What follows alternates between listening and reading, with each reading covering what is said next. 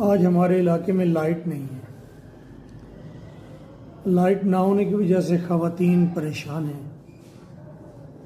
हैरत इस बात की है कि मर्द हजरात भी परेशान हो रहे हैं। यार आपके तो पैसे बच रहे हैं। वो घर एक नॉन प्रोडक्टिव प्लेस है, वो कोई फैक्ट्री है? एक तो हमने गलत रवश इख्तियार की है। घर कहीं और ऑफिस कहीं, घर कहीं वर्कशॉप कहीं। जहाँ घर हो वहीं वर्कशॉप होनी चाहिए, वहीं पर शॉप होनी चाहिए।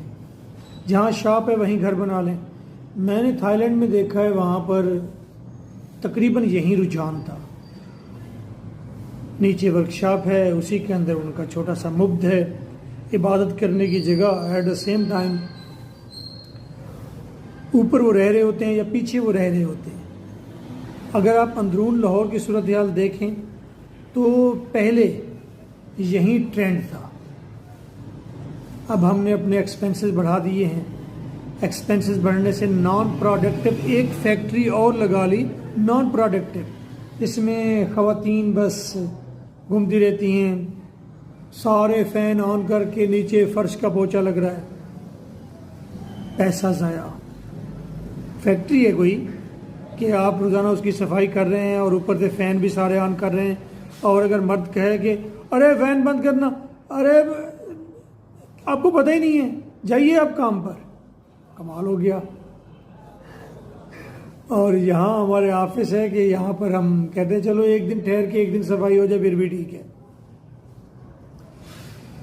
तो अगला ट्रेंड है भी यही, अगला ट्रेंड फिर यही है।